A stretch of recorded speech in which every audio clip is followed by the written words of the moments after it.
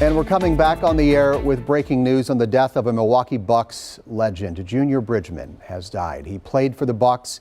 He turned his years in the NBA and what was not a huge NBA salary at the time into more than $1 billion. In 2016, Junior Bridgman was the fourth wealthiest former athlete out there in the league of Arnold Palmer, David Beckham, Michael Jordan. Milwaukee's Junior Bridgman. Just in September, he was able to buy 10% of the Milwaukee Bucks, becoming a minority owner in the team that he used to play for. He was 71 years old. He used his money for philanthropy. He was in Louisville today speaking at the Galt House. He played his college basketball in the city of Louisville, and he was back there today, as he has been so many times over the years. No confirmation on an exact cause of death, but a reporter in the room for the NBC station in Louisville said he grabbed his chest and he said he thought he was having a heart attack.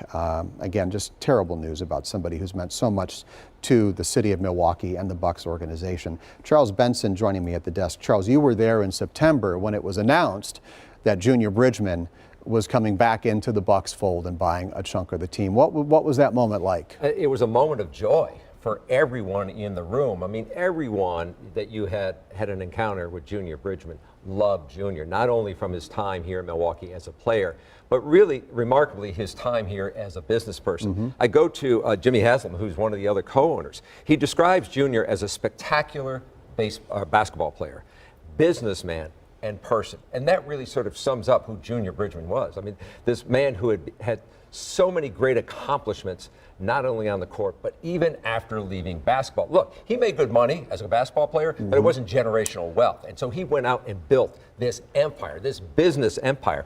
And I think it speaks to who he was as a business person. I remember he was describing building up the Wendy's and all these different franchises that he ended up owning.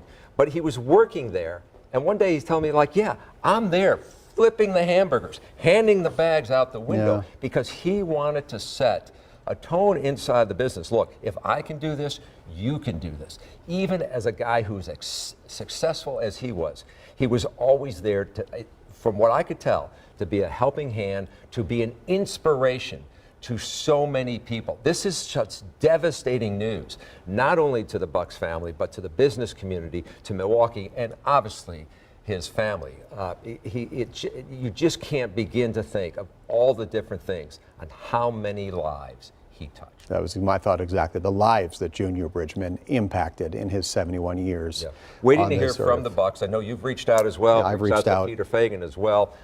And so we're still learning more about Junior. But again, the NBC station in Louisville, along with the Muhammad Ali Foundation, a number of other civic groups in Louisville are all mourning the death of Junior Bridgman, dying today after suffering what appeared to be a heart attack at an event there. Charles, we're going to keep you close. We've got people in the newsroom trying to gather more information on this. We'll bring you updates on this as we can. We'll have the latest on TMJ4.com as well as on the news at 6 and 10.